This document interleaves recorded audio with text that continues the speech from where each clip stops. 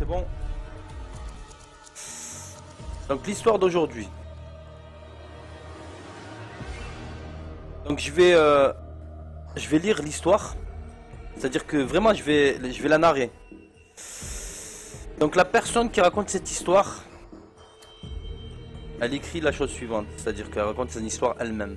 Donc je vais prendre sa place et je vais lire l'histoire.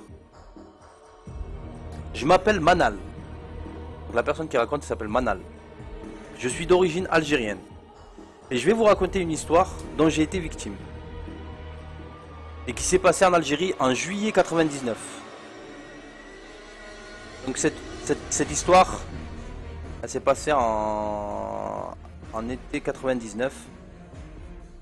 Pendant une nuit d'été en juillet, pendant les vacances bien sûr. Est-ce que ce que je vais vous raconter est vrai? Je l'ai vécu, je peux vous l'assurer. Donc Manal, elle raconte, elle dit que c'est une histoire qu'elle a vécue. Et elle nous assure que c'est la vérité. À cette époque, elle avait l'âge de 22 ans. Elle avait l'habitude d'aller chez les voisins, chez la voisine et aussi sa cousine pour dormir chez elle avec d'autres copines à elle. Bon, je vais essayer de narrer, mais de lire, tu vois. Donc à cette époque, en vacances en Algérie, j'avais 22 ans et j'avais l'habitude d'aller chez la voisine, qui est aussi une cousine, pour dormir chez elle avec d'autres copines. Pour faire des soirées entre filles pour s'amuser. Bon, donc soirée banale. Ce soir-là de juillet 99, on s'amusait à se raconter des histoires étranges. Ma cousine nous a raconté une histoire qui lui a été racontée par sa mère et que je vais vous raconter car cette histoire de sa mère, j'ai pu en faire la même expérience et j'en suis encore choqué aujourd'hui. Donc là, elle va nous raconter, en fait, pendant cette soirée, ils étaient entre filles, ils se racontaient des histoires où ils se faisaient un peu peur. Le truc, c'est que à ce moment-là, une de ses copines, elle lui raconte cette histoire. Et après, c'est une histoire qui va s'avérer, qui va lui arriver en fait. Elle nous avait expliqué qu'il y a 40 ans, à l'époque où sa mère a vécu cette histoire, donc fin des années 70-80, sa mère invitait souvent des copines à elle, dans la même maison, où moi et les filles avons dormi cette nuit de juillet. Elle avait à peine la vingtaine à cette époque, exactement comme nous. Donc c'est la famille quoi. Donc c'est la même maison, c'est la maison, c'est une maison de famille. Et, et cette histoire que lui raconte sa copine, c'est arrivé dans la chambre ou dans la maison où ils étaient. Un soir, alors que toutes les filles dormaient, après avoir passé la soirée ensemble, l'une des filles était allée sur le stah, le toit. Au bled, on n'a pas de toit comme en France, là où on a la toiture avec des tuiles. En fait, tous les toits, quasiment tous les toits au bled, c'est des stahs, c'est-à-dire que c'est des plateformes. Le toit, c'est une plateforme où on peut accéder, on peut rester quoi. Quand il fait chaud, enfin, là, surtout le soir, on met des tables et on se pose à l'air. Et vu que c'est en altitude, en hauteur, il n'y a pas de vis-à-vis, c'est parfait. Tout à coup, les autres filles l'entendent crier. Donc une de ces filles, elle est montée dans le stah et ils l'entendent crier. Sa mère qui avait raconté cette histoire lui décrit ce cri. Lui décrit ce cri comme si cette fille était prise d'effroi, d'une grande peur. Ce n'était pas un cri normal. Elle avait l'impression, le ressenti que quelque chose de très grave était arrivé. Une fois toutes les filles en haut, elles ont trouvé la copine de la mère à ma cousine, seule, les mains sur le visage, en larmes, terrorisée, tremblante de partout. Donc quoi, une fois en haut, ouais, tremblante de partout. Et là, dès qu'ils sont arrivés, les filles, une fois en haut, elles lui ont demandé Eshkain, Eshkain, Belki, qu'est-ce qui se passe, qu'est-ce qui se passe, qu'est-ce qui t'arrive? Elle n'avait pas compris ce qu'elle voulait dire sur le moment. Ce n'est que quelques années après qu'elle a pu raconter. Elle n'a pas pu dire ce qui lui est arrivé en fait. Elle s'est tue. Elle a jamais rien raconté. Et quelques années plus tard, en fait, elle a, elle a pu raconter ce qui lui était arrivé cette nuit-là. Elle explique qu'après avoir fini d'aller aux toilettes, en ouvrant la porte pour sortir, elle a été face, elle a fait face à un visage séparé que de quelques 10 centimètres. Là, après être allée aux toilettes, précipité de ouf. Donc elle sort des toilettes et à peine elle sort des toilettes, face à face à un visage. Avec un visage d'une femme ayant un visage tout blanc et des cheveux noirs et des yeux grands ouverts terrifiants. Un regard blanc, vide, sans expression. Elle leur a demandé si elle avait vu une femme. Ça, elle raconte elle plus tard, parce que tellement qu'elle était choquée, elle est restée choquée pendant un certain temps. Elle leur raconte plus tard. Elle leur a demandé si elle avait vu une femme avec un visage blanc ce soir-là en montant au Star. Elles lui ont répondu qu'elle était seule cette nuit-là. En fait, il n'y avait personne avec elle, donc elle a vu personne. Elle n'a pu décrire précisément cette chose puisque le face-à-face n'a duré qu'une seconde, voire moins. Elle ne sait pas ce que c'est cette chose, ni la décrire en détail, mais une chose est sûre. D'après elle, c'était irréel. Elle aurait bien voulu que ce soit un mauvais cauchemar. Traumatisée depuis cette nuit, elle s'assure et s'arrange pour surtout jamais rester seule une fois la nuit tombée.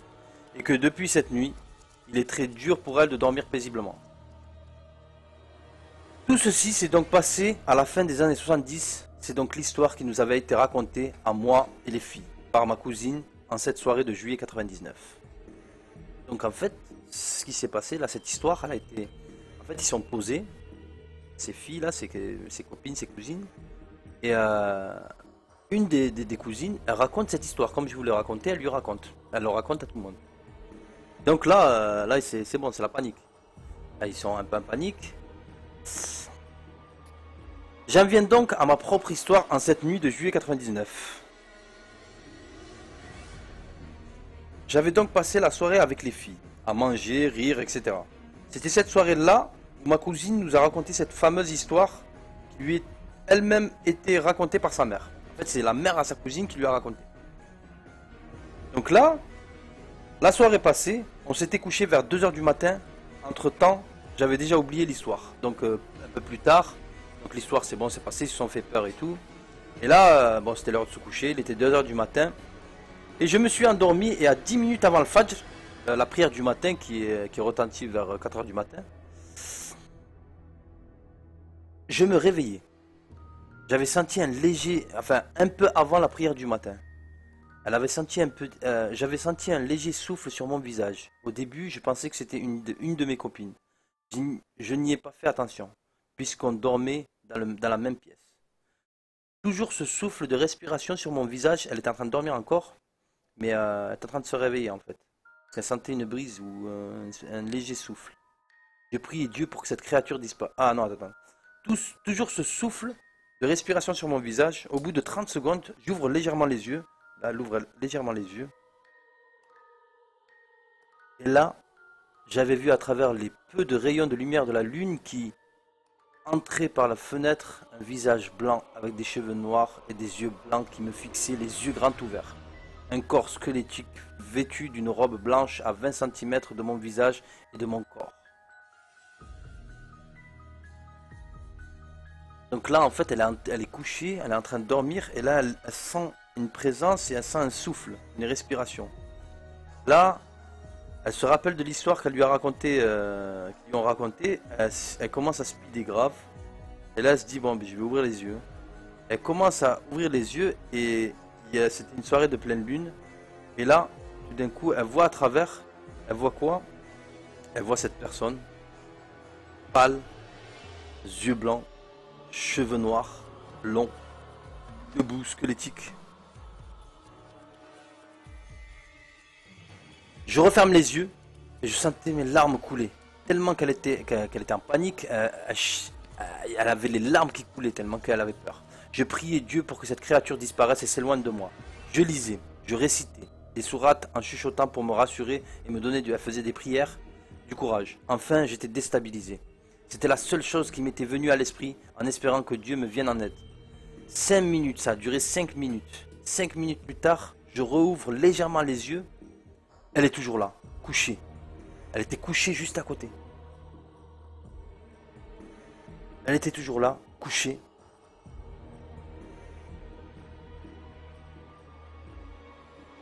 J'étais pétrifié. Je ne pouvais ni crier, ni bouger. J'étais totalement pétrifié. Je réouvre les yeux 3 minutes plus tard, ça a duré presque 10 minutes. Elle rouvre les yeux, elle était toujours là. Cette chose à me fixer avec son regard sans expression, vide, comme l'avait décrit la copine de ma tante. Donc elle est couchée, et là elle regarde, elle ouvre légèrement les yeux, et elle voit cette créature qui est juste à côté, et elle referme, elle est pétrifiée de peur. Elle attend 5 minutes, 5 minutes plus tard, elle se dit ouais c'est bon, j'espère que c'est parti. Elle regarde, elle voit encore la silhouette. Donc là, c'est la panique totale. Tout à coup, l'appel à la prière du matin est retentit.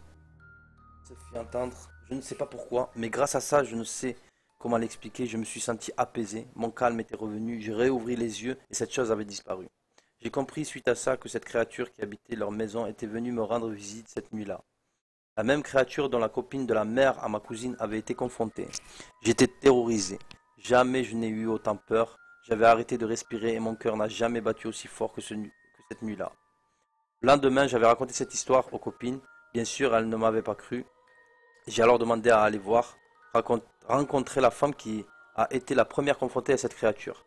La première chose qu'elle m'a dite, quand on s'est croisé du regard, c'était « Cheftiha, tu l'as vu, tu l'as vu ?»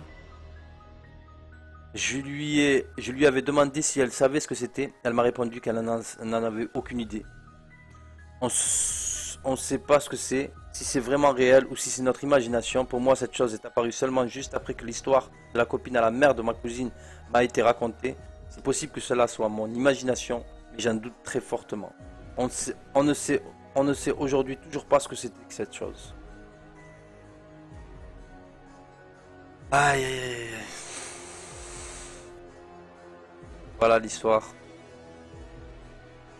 La triste histoire qu'a vécue Manal. Cette nuit d'été 1999. Voilà, c'était l'histoire du soir, bonsoir. J'espère que vous avez kiffé. Je sais pas si la narration elle était bien, si vous êtes rentré dans le délire ou... Parce que si je fais des histoires du soir bonsoir, ça va plutôt être de cette façon parce que les histoires elles sont pas.